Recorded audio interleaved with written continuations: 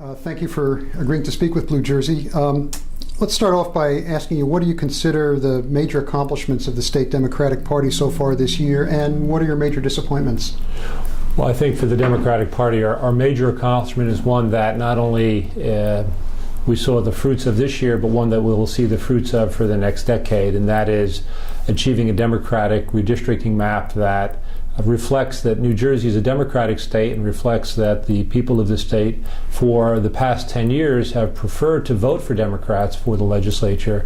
The map reflects that reality, and the map reflects that this is what the people of the state of New Jersey want. And so I think that's an important element for success, to measure success for the party, is that for the next 10 years we have a good opportunity to hold on to the legislature. And that's so important when we talk about the fundamental issues of the Democratic Party, things like making sure that our children have adequate funding for their schools, and that the states step in and make sure that the funding disparities that can occur because of property taxes are leveled out, making sure that women continue to have the right to choose, to make sure that even though the governor did not sign it, to make sure that we continue to make the fight for marriage equality and so many other important issues. Without a legislature, none of that's possible. And what would you say are your major disappointments? Well, the disappointment that comes with having a Republican governor is that fundraising is a lot more difficult. New Jersey's government is really centered around the governor, and the party that has the governor has a fundraising advantage. And so naturally, we're used to having had 8 years of a Democratic governor and used to having 8 years of the fundraising success that can bring. We're working very hard and we're doing very well at raising money, but obviously if we didn't have a Republican governor, we could do a lot better. As the chairman of the party, who do you consider your political heroes? My political heroes? I think that one of the people that I always look up to is Harry Truman. Harry Truman had the virtue of everyone having very low expectations for him. He was the senator from Pendergast. He was not viewed as being a heavyweight, and when he got into office and succeeded President Roosevelt, in circumstances that no one expected, he took the mantle of leadership very deliberately and very forcefully. And he led this country through the end of World War II, but not only that, through the very difficult time right after the war when the country was adjusting to lots of changes. And I think he is a person that we can all look to as a role model on how to go through uncertain times, because for President Truman, as much as there was certainty in the end of World War II, there was a lot of uncertainty. Millions of men were coming out of uniform looking for jobs. A wartime economy had to be converted over to a peacetime economy. There was a great deal of dislocation, and he handled that very well and used the office of president very forcefully to exert the kind of leadership that a nation needs. And I think that Harry Truman is a role model that myself and I know a lot of Democrats look to. Getting back to the state, even though Governor Christie's popularity ratings hover around 50%, he's certainly an expert at messaging. How can the Democratic Party improve their messaging? Well, the simplest way to improve our messaging is to have a Democratic governor. One of the things that is very important to understand in New Jersey politics is that because we don't have our own network television station, we have to rely on Philadelphia and New York media. They look at New Jersey from an outsider's perspective, and they cover the highest ranking elected official in the state, which happens to be the governor. And so on any given day, on any given issue, the governor gets 70% of the news coverage. And so for a Democratic message to have a better opportunity to get out, we clearly need to have a Democratic governor. But beyond that, I think that what we have been doing successfully is we've been using new media, we have been using the internet and electronic media very effectively in communicating our message and communicating the successes that Democrats in the legislature have had. And I think we will continue to do that so that we can point out the contrast. The governor has very cleverly been able to go around the state talking about a Jersey comeback. The numbers don't bear that out. The statistics don't bear it out. 3 years of record unemployment, a budget that still is plugged with short-term fixes and one-shot gimmicks, a budget that does not address the fundamental needs that the people of the state have. We've been able to show very clearly that there is no Jersey comeback, and not that we are rooting against that. We'd all love to see it.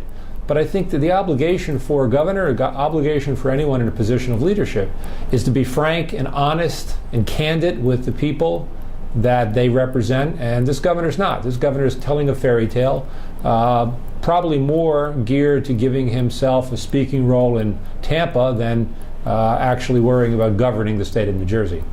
There have been a number of names that have been touted in the press for a Democratic nominee for governor, including yours, other legislators, mayors. Yeah. How would you like to see the selection process play out in the Democratic Party in the choice of a gubernatorial nominee to oppose Governor Christie? Oh, yeah, it's very flattering to have your name mentioned. We have real work to do in 2012, and so the discussion about who is going to challenge Christie, while it's an important discussion, we can't lose sight of the fact that we have a United States Senator on the ballot, President of the United States on the ballot, members of the House, countless county and local office holders, and so we can't get into the 2013 election until we've actually prosecuted the 2012 election successfully. But that being said, we have a very democratic process in selecting candidates. We have a process in virtually every county organization, which the rank and file county committee men and women have an opportunity to have a say about who the standard bearer should be, and that's a process that should play out over time after this year's election is over, so that the people of the state of New Jersey, represented by their elected representatives on a county committee level, have an opportunity to have their voice heard. Other than the 2012 and 2013 elections, where do you want to take the party over the next 18 months? Well, I think one of the things that we have done very well but continue to work on is to make sure that the Democratic Party goes back to its basics, which is grassroots activism. The Democratic Party is the oldest political party, not by accident, but by virtue of the fact of the issues we support and the way we go about supporting those issues, one of which is making sure that ordinary people from every walk of life who oftentimes don't have anyone else to speak for them have a voice within the Democratic Party. That means knocking on doors. That means shoe leather. That means picking up phones and calling people. There is no easy way to win elections. There are only hard ways to win elections. And the Democratic Party historically has always been much better at what they call the ground game, making sure we mobilize our forces, make sure that we get the vote out. And one of the chief elements of my tenure as chairman of the Democratic Party has been to revitalize those grassroots efforts, to revitalize those really basic tenets of campaigning within the state Democratic Party. I believe there are 3 special elections for assembly seats this November. One is held by a Democrat, Gabby Mosquera. 2 are held by Republicans, Donna Simon and Betty Lou DeCroce. Can the Democrats pick up at least one of the 2 GOP seats while retaining Mosquera's seat? Well, I think Gabby Mosquera is well poised for re-election this year. In her brief time in the General Assembly, she's acquitted herself well. She's shown herself to be a forceful advocate for issues that are of concern not only to people in her district, but men and women who make New Jersey successful, the working men and women of the state. She's been an advocate for them. And so I think Gabby Mosquera, as we speak here over the summer, is poised for a re-election, and I think that we're going to celebrate her victory on election night. I think in Legislative District 16, we have a real opportunity to pick up a Democratic seat there.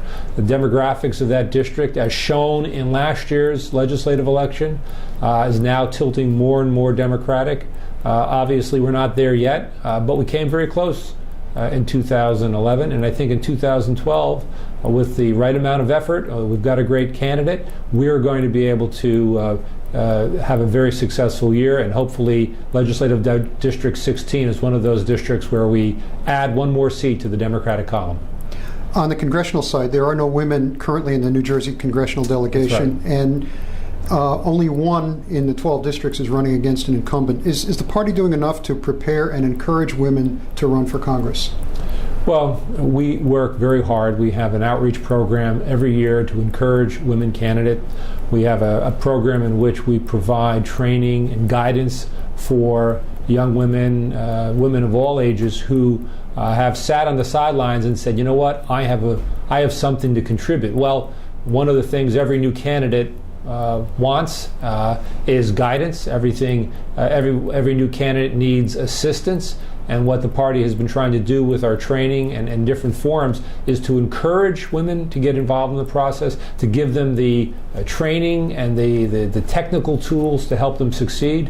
One of the things we have to do is we have to continue the outreach. There are lots of women out there in professional capacities. There are women out there who are teachers, women out there who are homemakers, women out there who are working in professional capacities, either as lawyers or accountants.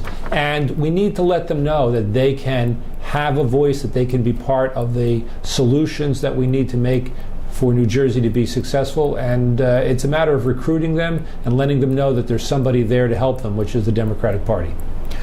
Some counties in New Jersey are dark red. Can the party do anything to make them more competitive?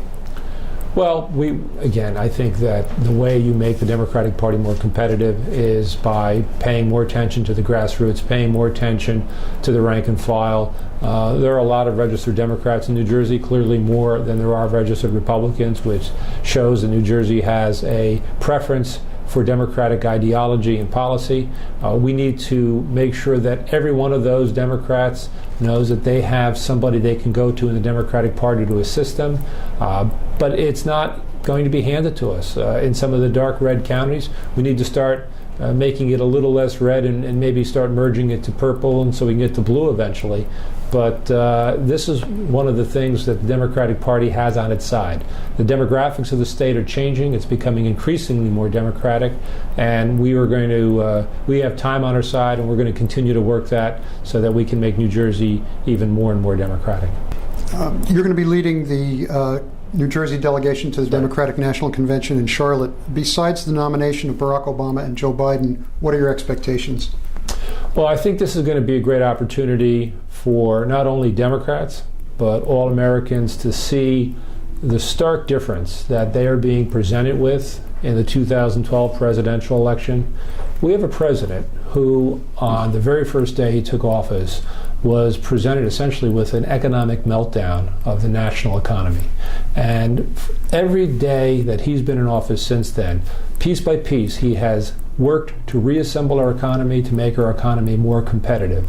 And the numbers you see, jobs are being created. Is it the number that we would all hope? No, but it's moving in the right direction. And when we saw with what he had to deal on day one, where in the first month probably more than 500,000 jobs were lost, we have turned that corner and we are adding jobs, and we need to continue to work hard. But we can't, it's not a 4-year program. You can't turn this economy around after the devastation of 8 years of George Bush. You can't turn it around overnight. We had a banking system that was on the verge of collapse. We had a real estate sector that was on the verge of collapse because of the excesses and the Wild West mentality of the economic policies of the Bush administration. This president and vice president have worked very hard to correct that, and we are turning the corner. This president has done enormous benefit for this country in shepherding through healthcare reform. Over the next 4 years, literally, it will free up trillions of dollars in costs that had historically gone to annual increases in healthcare costs. We will now be able to save that. That money will be able to go back into our economy to create jobs and make our economy more competitive.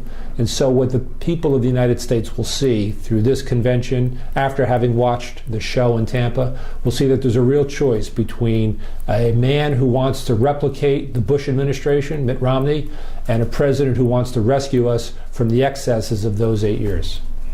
Any final words for Blue Jersey readers and viewers? Well, I appreciate the opportunity to speak to the Blue Jersey readers and viewers. Blue Jersey is an invaluable tool for progressive, democratic activists and people who support the notions and the ideas of the Democratic Party. It's a great opportunity for the Democratic Party of New Jersey to get its message out to so many people who care so deeply about this state, and I appreciate the opportunity to have spent some time with you.